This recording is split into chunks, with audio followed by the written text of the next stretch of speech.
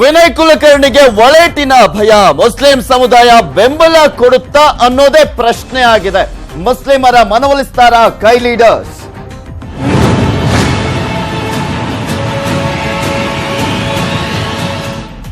ಧಾರವಾಡದಲ್ಲಿ ವಿನಯ್ ಕುಲಕರ್ಣಿಗೆ ಸಂಕಷ್ಟ ಎದುರಾಗಿದೆ. ಟಿಕೆಟ್ ಸಿಕ್ಕರೂ ಕೂಡ ವಿನಯ್ ಕುಲಕರ್ಣಿಗೆ ಟೆನ್ಷನ್ ಶುರುವಾಗಿರುವಂತದ್ದು ಮೈತ್ರಿ ಅಭ್ಯರ್ಥಿಗೆ ಕಾಡ್ತಾ ಇದೆ. ಆ ಒಂದು ಭಯ, ಯಾವ ಭಯ ಅದು, ಯಾವ ರೀತಿಯಾಗಿ ಇಲ್ಲಿ ಟೆನ್ಷನ್ ಶುರುವಾಗಿದೆ ಮಾಜಿ ಸಚಿವ ಮಾಜಿ ಶಾಸಕ ವಿನಯ್ ಕುಲಕರ್ಣಿಗೆ ಅನ್ನೋದನ್ನ ತೋರಿಸ್ತಾ ಇದೀವಿ. ಹುಬ್ಬಳ್ಳಿ ಧಾರವಾಡದ ಕಾಂಗ್ರೆಸ್ ಜೆಡಿಎಸ್ ಬೆಂಬಲಿತ ಅಭ್ಯರ್ಥಿ ವಿನಯ್ ಕುಲಕರ್ಣಿ ಕೊನೆ ಕ್ಷಣದಲ್ಲಿ ಟಿಕೆಟ್ ಅನ್ನ ಗಿಟ್ಟಿಸಿಕೊಂಡಿದ್ರು. ವಿನಯ್ ಕುಲಕರ್ಣಿ ಅವರು ಕುಲಕರ್ಣಿಗೆ ಮುಸ್ಲಿಂ ವೋಟ್ ಬ್ಯಾಂಕ್ ನಿಂದ ಬಿಗ್ ಶಾಕ್ ಎದುರಾಗುವಂತ ಸಾಧ್ಯತೆ ಇದೆ. ಕಾಂಗ್ರೆಸ್ ವಿರುದ್ಧ ಬಹಿರಂಗವಾಗಿಯೇ ಅಸಮಾಧಾನವನ್ನ ವ್ಯಕ್ತಪಡಿಸಿದ್ದಾರೆ ಮುಸ್ಲಿಂನ ನಾಯಕರು. ಧಾರವಾಡದಿಂದ ಶಾಕಿರ್ ಸನದಿಗೆ ಟಿಕೆಟ್ ಫಿಕ್ಸ್ ಆಗಿತ್ತು, ಆದ್ರೆ ಟಿಕೆಟ್ ಕೈ ತಪ್ಪಿದ್ದಕ್ಕೆ ಮುಸ್ಲಿಂ ಸಮುದಾಯ ಬೇಸರವನ್ನ ಕೂಡ ವ್ಯಕ್ತಪಡಿಸಿದೆ, ಅಸಮಾಧಾನವನ್ನ ವ್ಯಕ್ತಪಡಿಸಿರುವಂತದ್ದು. ಕಾಂಗ್ರೆಸ್ ವಿರುದ್ಧ ಬಹಿರಂಗವಾಗಿಯೇ ಅಸಮಾಧಾನವನ್ನ ವ್ಯಕ್ತಪಡಿಸಿದ್ದಾರೆ ಮುಸ್ಲಿಂ ಸಮುದಾಯದವರು.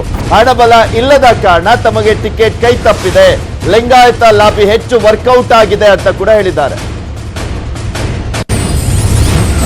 ಕೈ ನಾಯಕರ ಮುಂದೆ ಮಾಜಿ ಸಂಸದ ಐಜಿ ಸನದಿ ಅಳಲನ್ನ ತೋಡ್ಕೊಂಡಿದ್ದಾರೆ. ಸ್ಥಳೀಯ ಶಾಸಕ ಪ್ರಸಾದ್ ಅಬ್ಬಯ್ಯ ವಿರುದ್ಧವೂ ಕೂಡ ಆಕ್ರೋಶವನ್ನ ವ್ಯಕ್ತಪಡಿಸಿದ್ದಾರೆ.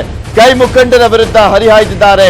ಮುಸ್ಲಿಂ ನಾಯಕರು ಕೈ ಅಭ್ಯರ್ಥಿ ವಿರುದ್ಧ ಸಾಮಾಜಿಕ ಜಾಲತಾಣದಲ್ಲಿ ಅಭಿಯಾನವನ್ನ ಕೂಡ ಮಾಡಲಾಗ್ತಾ ಇದೆ. ಧಾರವಾಡದ ಕ್ಷೇತ್ರದ ವಿಚಾರಕ್ಕೆ ಸಂಬಂಧಪಟ್ಟಂತೆ ವಿನಯ್ ಕುಲಕರ್ಣಿಗೆ ಕೈ ತಪ್ಪುತ್ತಾ ಮುಸ್ಲಿಂ ವೋಟ್ ಬ್ಯಾಂಕ್ ಅನ್ನುವ ಪ್ರಶ್ನೆ ಈಗ ಮುಸ್ಲಿಮರ ಮನವೊಲಿಸ್ತಾರ ಕೈ ಲೀಡರ್ಸ್? ಯಾವ ರೀತಿಯಾಗಿ ಮನವೊಲಿಸ್ತಾರೆ ಅನ್ನೋದು ಪ್ರಶ್ನೆ ಆಗಿದೆ.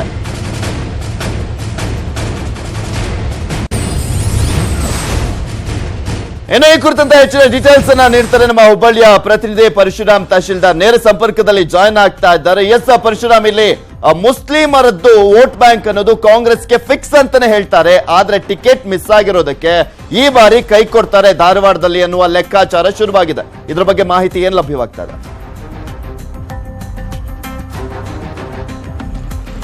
ಖಂಡಿತ ಪೃಥ್ವಿರಾಜ್, ಈ ಬಾರಿ ಧಾರವಾಡ ಲೋಕಸಭಾ ಕ್ಷೇತ್ರದಲ್ಲಿ ಮುಸ್ಲಿಮರು ಕಾಂಗ್ರೆಸ್ಗೆ ಕೈ ಕೊಡುವಂತ ಲಕ್ಷಣಗಳು ಕಂಡು ಬರ್ತಾ ಇದ್ದಾವೆ. ಯಾಕಂದ್ರೆ ಕಾಂಗ್ರೆಸ್ ಹೈಕಮಾಂಡ್ ಮೇಲೆ ಮುಸ್ಲಿಂ ಮತದಾರರು ಕೋಪವನ್ನ ತಳೆದಿದ್ದಾರೆ. ಅದಕ್ಕೆ ಮುಖ್ಯ ಕಾರಣ ಅಂತಂದ್ರೆ ಅಂತಿಮ ಹಂತದಲ್ಲಿ ಕೊನೆಯ ಕ್ಷಣದಲ್ಲಿ ಟಿಕೆಟ್ ಕೈ ತಪ್ಪಿರುವಂತದ್ದು.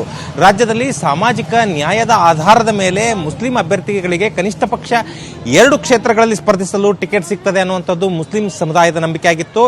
ಅದೇ ಕಾರಣಕ್ಕಾಗಿ ಧಾರವಾಡ ಲೋಕಸಭಾ ಕ್ಷೇತ್ರದಲ್ಲಿ 3ನೇ ತಾರೀಕಿನ ರಾತ್ರಿಯವರೆಗೂ ಕೂಡ ಟಿಕೆಟ್ ಗೊಂದಲ ಮುಂದುವರೆದಿತ್ತು.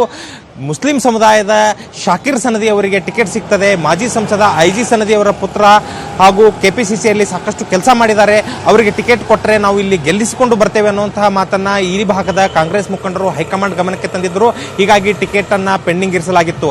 ಆದರೆ ಜಾಗತಿಕ ಲಿಂಗಾಯತ ಮಹಾಸಭಾ ಒತ್ತಡ, ಲಿಂಗಾಯತರ ಲಾಬಿಯಿಂದಾಗಿ ವಿನಯ್ ಕುಲಕರ್ಣಿ ಅವರು ಟಿಕೆಟ್ ಗೆಟ್ಟಿಸಿಕೊಳ್ಳುವಲ್ಲಿ ಯಶಸ್ವಿಯಾಗಿದ್ದಾರೆ ಅಂತಾನೆ ಹೇಳಲಾಗ್ತಾ ಇದೆ. ಈ ನಡುವೆ ಸಿದ್ದರಾಮಯ್ಯನವರು ವಿನಯ್ ಕುಲಕರ್ಣಿ ಮತ್ತು ಮುಸ್ಲಿಂ ಮುಖಂಡರನ್ನ ಕರೆದು ಒಂದು ಸಭೆಯನ್ನ ಮಾಡಿದ್ರು. ಅಲ್ಲಿಯೂ ಕೂಡ ಒಮ್ಮತ ಮೂಡಿರಲಿಲ್ಲ. ಹೀಗಾಗಿ ಸಿದ್ದರಾಮಯ್ಯನವರು ಹೈಕಮಾಂಡ್ ಮೇಲೆ ನಿರ್ಧಾರವನ್ನ ತಿಳಿಸಿ ತೆರಳುವಂತಹ ಪರಿಸ್ಥಿತಿ ನಿರ್ಮಾಣವಾಗಿತ್ತು. ಹೀಗಾಗಿಯೇ ಐಜಿ ಸನದಿ ಅವರು ನಾಮಪತ್ರ ಸಲ್ಲಿಕೆಯ ದಿನವೇ ಐಜಿ ಸನದಿ ಮತ್ತು ವಿನಯ್ ಕುಲಕರ್ಣಿ ಅವರ ಸಮ್ಮುಖದಲ್ಲಿಯೇ ಈ ಬಾರಿ ಕಾಂಗ್ರೆಸ್ ಪಕ್ಷ ಸಾಮಾಜಿಕ ನ್ಯಾಯವನ್ನ ಪರಿಪಾಲನೆ ಮಾಡಿಲ್ಲ ಅನ್ನುವಂತಹ ಆಕ್ರೋಶವನ್ನು ವ್ಯಕ್ತಪಡಿಸಿದರು. ಹೀಗಾಗಿಯೇ ಈ ಭಾಗದ ಮುಸ್ಲಿಂ ಮತದಾರರು ಸಾಮಾಜಿಕ ಜಾಲತಾಣಗಳಲ್ಲಿ ಬಹಿರಂಗವಾಗಿಯೇ ಕಾಂಗ್ರೆಸ್ ಪಕ್ಷದ ವಿರುದ್ಧ ಹೇಳಿಕೆಯನ್ನು ಕೊಡ್ತಾ ಇದ್ದಾರೆ. ಯಾವುದೇ ಕಾರಣಕ್ಕೂ ಕಾಂಗ್ರೆಸ್ ಪಕ್ಷವನ್ನು ನಾವು ಬೆಂಬಲಿಸುವುದಿಲ್ಲ, ಮನೆಯಲ್ಲಿ ಕೂಡ್ತೇವೆ ಹೊರತು ವೋಟ್ ಹಾಕದೇ ಇದ್ರೂ ಪರವಾಗಿಲ್ಲ, ಪ್ರಹ್ಲಾದ್ ಜೋಶಿ ಅವರಿಗೂ ಬೆಂಬಲಿಸ್ತೇವೆ, ಇಲ್ಲದೇ ಇದ್ರೆ ಮನೆಯಲ್ಲಿ ಕೂಡ್ತೇವೆ ಅನ್ನುವಂತಹ ಮಾತನ್ನ ಕೆಲವೊಬ್ಬರು ಸಾಮಾಜಿಕ ಜಾಲತಾಣಗಳಲ್ಲಿ ರೆಕಾರ್ಡಿಂಗ್ ಅನ್ನ ಮಾಡಿ ಹರಿಬಿಡುವಂತಹದ್ದು ಕೂಡ ಕಂಡು ಬರ್ತಾ ಇದೆ. ಹೀಗಾಗಿ ಕಾಂಗ್ರೆಸ್ಗೆ ಟೆನ್ಷನ್ ಶುರುವಾಗಿದೆ. ಇಷ್ಟು ದಿನ ತಮಗೆ ಫಿಕ್ಸ್ ಅನ್ನುವಂತಹ ಓಟ್ಗಳು ಏನಿದ್ವು ನೇರ ಈ ಬಾರಿ ಪೈಪೋಟಿ ಏರ್ಪಟ್ಟಿದೆ. ಒಂದೆಡೆ ಮೈತ್ರಿ ಸರ್ಕಾರ, ಮೈತ್ರಿ ದೋಸ್ತಿ ಏನು ಅಭ್ಯರ್ಥಿ ಇದ್ದಾರೆ ಜೆಡಿಎಸ್ ಕಾಂಗ್ರೆಸ್ನವರು ಒಟ್ಟಾಗಿ ಏನು ವಿನಯ್ ಕುಲಕರ್ಣಿ ಅವರ ಗೆಲುವಿಗೆ ಶ್ರಮಿಸ್ತಾ ಇದ್ದಾರೆ. ಇನ್ನೊಂದೆಡೆ ಪ್ರಹ್ಲಾದ್ ಜೋಶಿ ಅವರು ಸತತ 3 ಬಾರಿ ಗೆದ್ದು 4ನೇ ಬಾರಿಗೆ ಗೆಲ್ಲಲಿಕ್ಕೆ ಪ್ರಯತ್ನವನ್ನ ಮಾಡ್ತಾ ಇದ್ದಾರೆ.